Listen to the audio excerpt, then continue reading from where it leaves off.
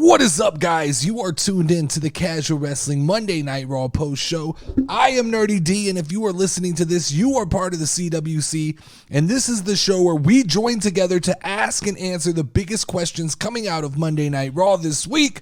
But before we get to that, do me a little favor and tap the like button on this video. It only takes 2 seconds, and it lets YouTube know that you are listening, and it keeps growing the casual wrestling community as we continue to chip away at the IWC stronghold over the online wrestling conversation. Let's jump right into it this week. Little bit of housekeeping. I'm up against a hard out tonight, actually leaving for Dallas in a couple of hours. I have some meetings for potential sponsorship for the show and the channel, so I will be heading out at about 4 in the morning. So I'm recording this. I'll throw it together, throw it up. This may not be the most polished episode, but we'll get something up on YouTube for you guys to listen to. Casual Wrestling merch is on casualwrestling.com. All of the orders seem to be going through. I think there was a couple of issues, so still checking some things out. Bear with me on that. And last little bit of housekeeping is I'm going to be making a few announcements about Discord and social media next week, so be on the lookout for those. Other than that, that's really all I got. Let's talk about some wrestling. So I wondered how WWE would counterpunch this big Edge news over the weekend, and pretty much like I expected, they just kept the ship on course. They didn't add many bells and whistles. They just stayed the course that I think they had planned all along. I don't think WWE is that affected by what AEW is doing at this point. And here we go again. Monday Night Raw. The roller coaster of Raw is what I like to call it. After giving me last week's Raw, where I almost gave up and went on a small hiatus, there was a part of me that thought, man, I'm going out of town. There's no reason to really record a show. Raw was bad last week. It's probably going to be bad this week. We jump on that roller coaster, and now we're on the way back up. This was a solid go-home show. This is what I want to see. Let's start with talking about the main event, because, that has to be talked about. At this point, I'm wondering, is it even possible for Gunther to have a bad match? Is that a thing? Is there a bad Gunther match, especially in the year 2023? This man has put Monday Night Raw on his shoulders, and he's quite literally just carrying it on his back through 2023. And WWE seems hell-bent on featuring the World Heavyweight Championship as the second most prestigious belt on Monday Night Raw, and they continue to feature that title in the second hour of Raw. Now, I don't know if that's the way they value the belt. I don't know if it's because Seth Rollins has to put Rue to sleep. I don't know if it's just Gunther continuously kicking ass in the third hour of Raw. I don't know what it is, but it's what they continue to do. And guess what? No Super Friends on tonight's Monday Night Raw. You know what no Super Friends equals? It equals quality wrestling. Every time we don't build a show around the Super Friends, we get a Monday Night Raw that is a pleasurable watching experience. So WWE officially tonight buried the era of the premium live event. And they've literally ripped out the pages of their playbook and inserted the playbook of the UFC and of Dana White. And it appears for the foreseeable future, they're going to give us Monday Night Raws and Friday Night SmackDowns that are meh up until the main event, where they give us a banger of a main event, and our pay-per-views are just not going to be these super mega amazing stacked cards that we've been used to. Saturday night will be fun, but it's not going to be the premium live events of the past. It will be a fun show, but it's not going to be as good as what we saw tonight. What we saw on Monday Night Raw tonight could have easily been the main event of the premium live event, but instead they decided to shoot that load on Monday Night Raw, and I'm not mad at it. Here's the reality. This is the reality about Gunther. I am afraid that when we get down to the end of the year, the end of 2023, and we start having serious match of the year conversations, I'm afraid that list is going to just read Gunther versus insert name. Can we just give match of the year to Gunther at this point? Can we just hand it to him and say, you choose which opponent you want, but at this point, you're putting on banger after banger after banger. And that was how Monday Night Raw is supposed to end. And then just to add a cherry on top of everything, we got Johnny Gargano. Now I see the IWC. The IWC is reacting on Twitter right now, going, imagine the WWE audience not cheering for Johnny Gargano's return. I don't think that the fans were expecting it, number one. I think that last match took a lot of energy out of the crowd, number two. And number three, I don't know that it was meant as this big surprise reaction as much as it was just meant as a moment to reunite, Tommaso Ciampa and Johnny Gargano. I think the IWC is reading a little too deep into that, because I viewed that as a cherry on top, not as the one big last thing. I mean, so you talk about we had a phenomenal main event, a solid Monday Night Raw, and then you add the cherry on top. I don't think there's much to complain about there. We've been saying this for a while, guys. Raw needs fresh blood. Raw needs new creativity. The DIY can be that.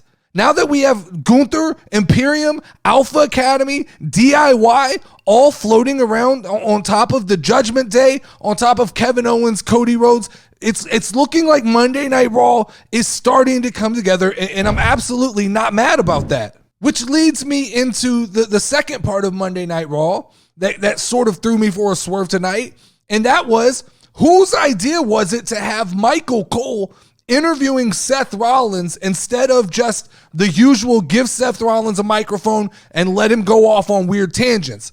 This was one of those segments that felt like it was written in direct response to an episode of the Casual Wrestling Monday Night Post Show. It felt like Triple H has this podcast on his Apple Podcast playlist, and he's listening to the questions I ask and directly responding to them. But in all seriousness, having Michael Cole come out and lay out how ridiculous it was for Seth Rollins to fall into Shinsuke's game and be the puppet, it drugged me back into the story. It made it real for me. It made me realize, okay, they're not playing with my intelligence. There was a story at hand here, and they're going to acknowledge the bad booking up until this point, and Michael Cole is going to right the ship back in the right direction. I was so far removed from this story that I have literally considered just skipping it on Saturday. And instead now, I'm back on the Shinsuke Nakamura train. Seth Rollins is a better character for professional wrestling when there is an element of seriousness, to him. And Michael Cole added that. Michael Cole forced Seth Rollins back into reality, back into the real world. And Shinsuke continues to play the bad guy well. They took a bad story and they figured out how to bring it back, tie it up, package it nice enough that I'm back in. I still think that if WWE has half a brain, that they have Shinsuke Nakamura win this match, you give Seth Rollins a well-deserved break, and you do whatever it takes to bring CM Punk back to feud with Shinsuke Nakamura in Chicago. That match blows the fucking roof off. CM Punk, Shinsuke Nakamura, it's IWC wet dream. It appeases all the casuals. It ticks all of the boxes to retake the narrative of professional wrestling. And then we can start to build towards WrestleMania. Seth Rollins versus CM Punk, WrestleMania 40, Philadelphia. It all works. It has to be done. This has to at least be a conversation. I have to hope that in the back of WWE, I can understand if they're nervous, if they don't necessarily know if CM Punk is worth the risk. But the conversation has to be had. Somebody has to be talking about it.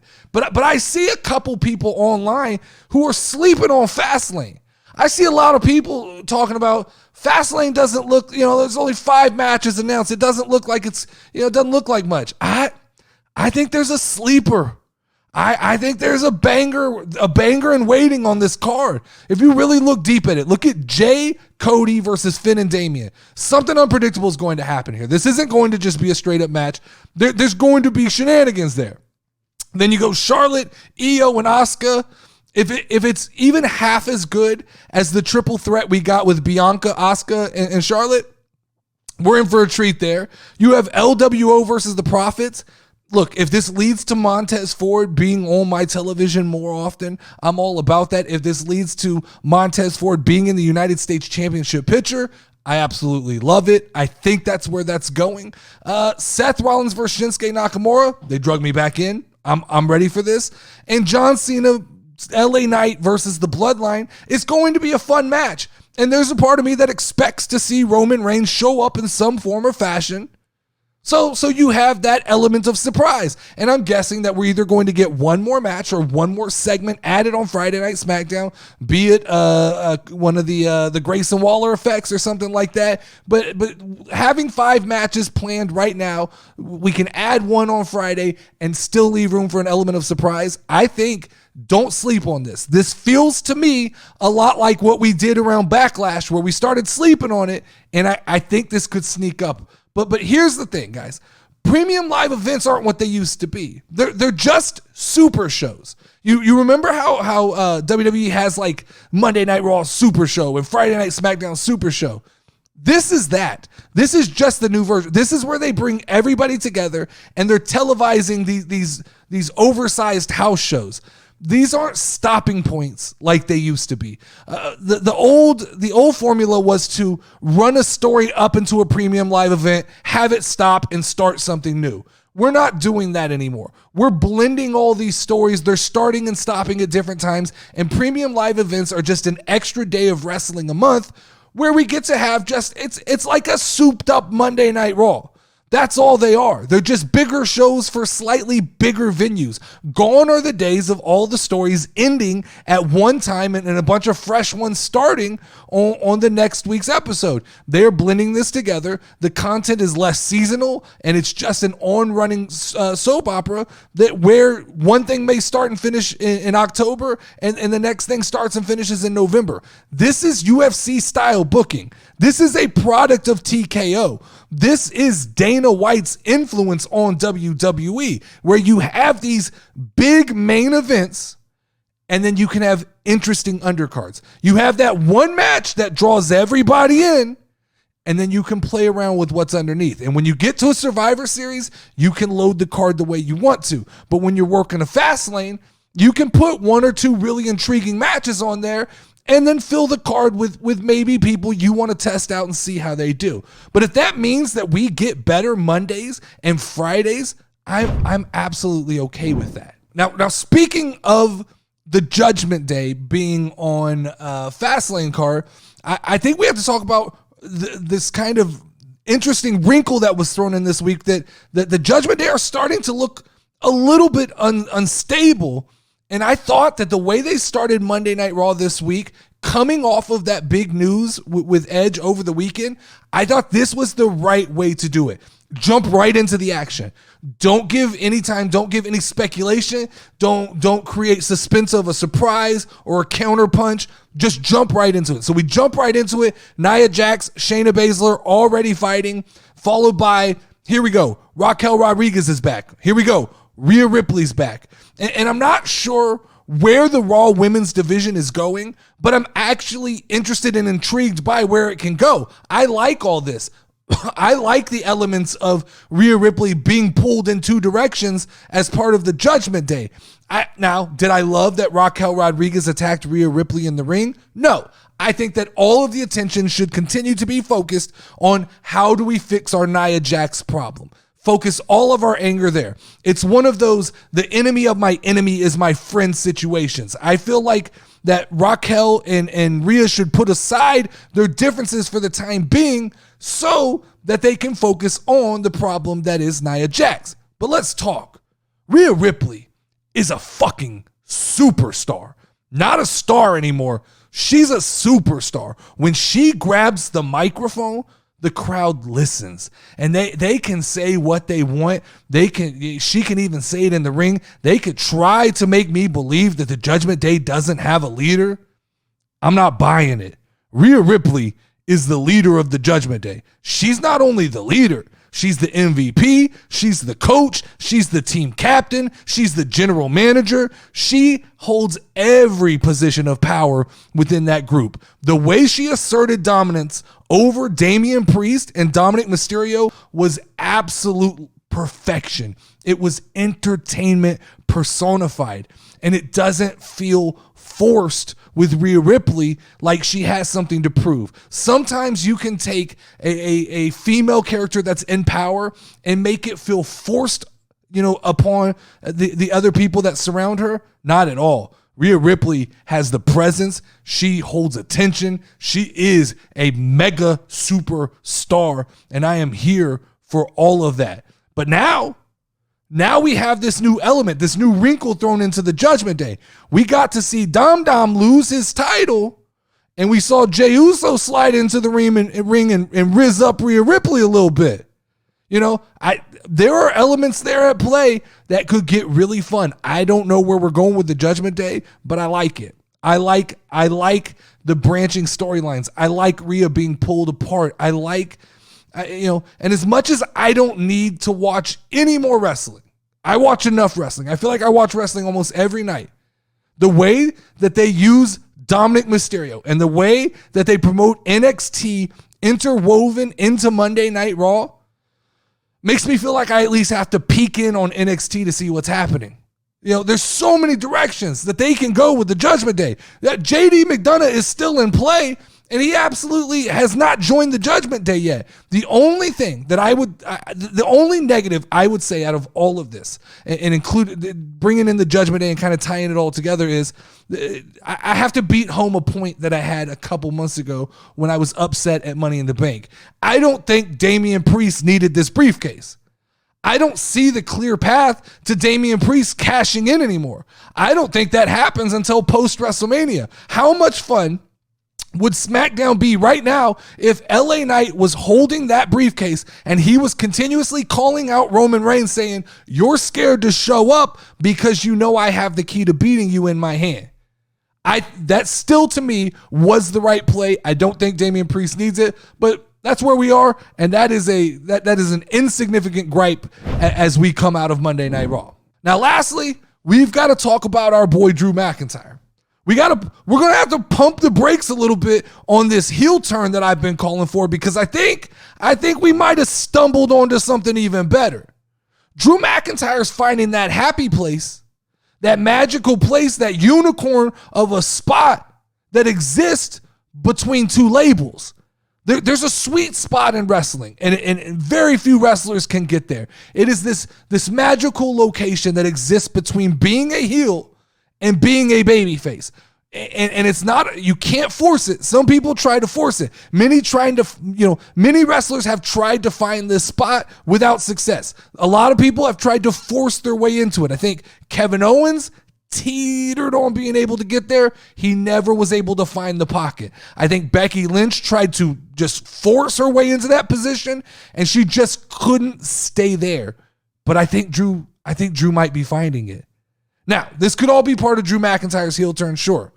But this is that gray area that I call the stone cold space, where you're able to do the heel things, but still get the reactions of a babyface.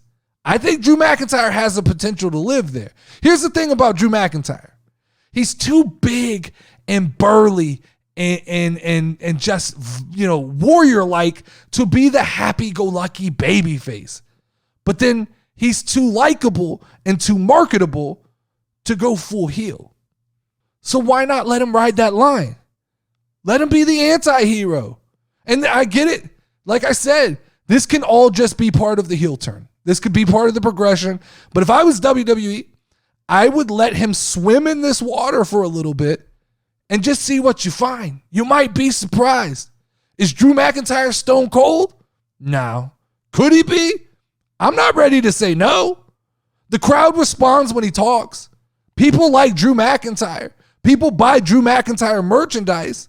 They're not mad when he doesn't come out and save the day. They're not mad when he does things that are logically heel-ish. So a few outbursts at authority, a few outbursts at babyface and heels. Could he become a fan darling? Could he find that middle space? Could he continue to come out and mock Cody Rhodes' catchphrase and people take notice? Sure, I do. I believe so. I think Monday Night Raw moved a bunch of these pieces in the right direction this week, including Drew McIntyre, including Jey Uso. I think Cody's starting to get on the right path. I think the Judgment Day are on the right path. I like Tommaso Ciampa. I like Chad Gable. I'm starting to see pieces move in the correct direction. I'm starting to see stories just build a little bit of momentum. We're not completely stalling out like we were in the past couple of weeks. And last thing I wanted to talk about, I don't have a lot of time to talk about it, so I'm just going to pose a question, and then you guys hit me with your answers on this one. After watching the Alpha Academy and Imperium tag team match, do we underrate Otis?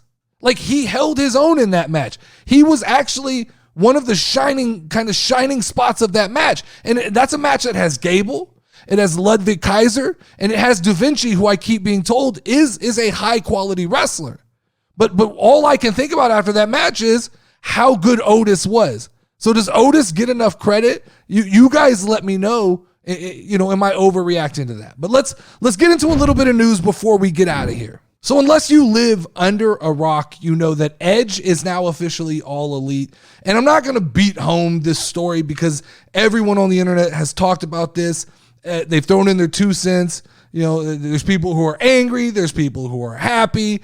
But I have a few key things that I think I've picked up on that I don't see the articles and the talking heads talking about. And I picked these up just from kind of paying attention to the press conference and paying attention to the tweets and paying attention to body language. And that is, number one, WWE didn't want Edge. They didn't want him back. They didn't want him back full time. I can imagine that I'm pretty close when I say they sat down at a table to talk about what the future looked like for Edge. And they slid across a contract that I'm assuming had 3 matches on it. It had 2 matches in a run up to WrestleMania, and it had 1 match that was literally a retirement match. And on the back end of that contract, it read, Legends contract. We own your likeness. We own your rights. You get to live happily in the WWE retirement home. And I just don't think Edge was ready for that. I think that after listening to Edge, I've never listened to a ton of interviews with Edge, but after listening to him, Edge is a little bit of a loose cannon. He's a little bit of a nutbag. And I'm not saying that in a bad way. Like, this is the good kind of nutbag. Like, he's the guy who will wrestle until he can't walk. He loves wrestling. Didn't know that about Edge. I just don't know enough about Edge. But reading the body language, I can see he wanted to keep going. WWE was not going to let him be full-time. You see Edge talk about filming promos hanging out of a car. You see Edge giggling next to Tony Khan the entire time they're talking. I just think that Edge did not enjoy the role that WWE gave him. I think if I've heard people say Edge is not a title chaser. I'm going to bet right now Edge will be an AEW champion at some point. He's not done. He's not done chasing titles. He's not done with his big matches. I don't think this is a short-term thing. I think Edge is in this he will wrestle until his legs do not let him wrestle anymore. And now, being in AEW, that could be 2 weeks from now, but that's a different conversation. But the last thing I want to talk about was seeing Edge at his press conference. I got eerily similar vibes to when CM Punk sat down with Tony Khan, and these buzzwords that get thrown out by these guys who leave WWE, and they literally are the epitome of the grass is greener on the other side. They sit down with Tony Khan, and the first thing they start screaming is freedom. This feels like freedom. The second thing they start screaming is, this reminds me of my indie days. And I think these guys get so far removed from what their indie days were and so far removed from what structure is that they just start to believe that the grass is greener on the other side. And we heard this with CM Punk, and I'm afraid we're going to hear it again with Edge. And that is this perception that you have to be in AEW long enough to realize that it's only freedom as long as you stay within the boundaries that the elite set for you. And once you step outside those boundaries, the freedom is gone. They take away the freedom. And so I wonder, is Edge the kind of guy who can stay in bounds, who can listen and take and take that jealousy and that negativity that comes around the elite? Or does he have that CM Punk dog in him when they start to see him ascend past where they want him to be and they start to try to hold him back? Is Edge a guy who can bite his tongue? I don't think he is. I think that's a common theme you're going to see. The second story I have here is Brie Bella wants to return back to wrestling and Bryan Danielson would be open to her coming to AEW. Cool, man. At some point, though, AEW, Tony Khan's going to have to look in a mirror and say, do we really want to be the Shady Acres WWE retirement home of wrestling? Like you came out and made definitive statements early on, Tony Khan, that you weren't just going to take every person from WWE. And now it seems like you have an open door policy for anybody who leaves WWE. I'm going to assume that when these 90 days are up from this last little set of cuts from WWE, you're going to take Mustafa Ali. You're going to try to get Dolph Ziggler. There's going to be a few other names that you try to pick up. On top of the fact that when you look at your roster, you have the Big Show, you have Chris Jericho, you have Christian, Edge, Bryan Danielson, Billy Gunn, Dusty Rhodes, Jeff Jarrett. You have a geriatric section of your roster. The AEW right now could support a geriatric world title. That's not a lie. And I know Brie Bella is not the same age as some of those names listed, but it does feel like at some point Tony Khan is going to have to just say, no, not to you. You can't come. The door's closed. We can't take everybody. But it feels like he's going to take everybody. And the last story of the week is, in the most unsurprising news ever, Darby Allin appears to have been injured at AEW Wrestle Dream. I hesitate to even put these stories on my docket when I sit down to talk, because I'm past the point of trying to reason with IWC. This is what they want. This is what they cheer for. This is what they get excited for. I've given up on trying to be a voice of reason for this car wreck shit. John Moxley gets dropped on his head. They justify it. They come at me. They come at me in the comment section and tell me everything that I don't understand about that. Kenny Omega gets dropped on his head. They tell me that's storytelling. Darby Allin almost gets cut in half by a set of stairs, and it's just no big deal. That's just Darby Allin. That's what Darby Allin does. And apparently there were other injuries at the show. It's just become commonplace now that you come out of an AEW pay-per-view and there's going to be casualties. I saw literally somebody on Twitter say that the Young Bucks match was the most beautiful car crash they had ever seen. And this is the match where Rey Fenix got hurt. So I don't know exactly what happened. I don't know where he got hurt, so I'm not going to comment too much. But just hearing someone say that explains to me the kind of insanity you have to be a fan of that style of wrestling. That shit's just not for me. It's time for the Pyramid of Raw. Not much has changed from last week. Bottom of the pyramid here, the people I'm mildly interested in. Let's go Rhea Ripley. She's regained my interest, coming back. Tegan Knox, Bronson Reed. The middle of the pyramid, I'm intrigued by Seth Rollins and DIY, and Gunther solidified his spot as King of Monday Night Raw and the reason to watch Monday Night Raw. Let's give Raw a score. It's a 4. I think it was a 4. It was a high 3, and they trotted Johnny Gargano out there, and I think it pushed it over to a 4. It was great. It was a great go-home show going into Fastlane. As far as I'm concerned, from a casual fan's point of view, that's me, someone who I wasn't upset by Fastlane, but I wasn't excited. I think they did a good job of kind of re-engaging my focus and making me go, there's something there. There's something there for me. So I'm excited. We'll see what SmackDown does, but Fastlane's going to be fun. But that's all I have for this week. Make sure to watch the Casual Wrestling Podcast. It'll be Thursday this week because I'm not getting back in town until Wednesday. The Champ and the Chick post every Sunday night. There's one going up right now. The internet went out and was not able to post, so it'll post along with this episode. Hit the like button. Hit the share button. Send this to somebody you know. Casual Wrestling merch is available on casualwrestling.com. Check that out. And until next time, keep it casual, my friends. I'm tapping out. Step in the ring, if you ready, let's go. Ay, Casual Wrestling Community Show. You already know, talking WWE. Keep it rolling and hosted by Notorious NerdyD. Dope show that you gon' find. Tune in cause it's online. Hit 'em with a figure 4 leg lock, power driver or clothesline. We bringing that heat like the show.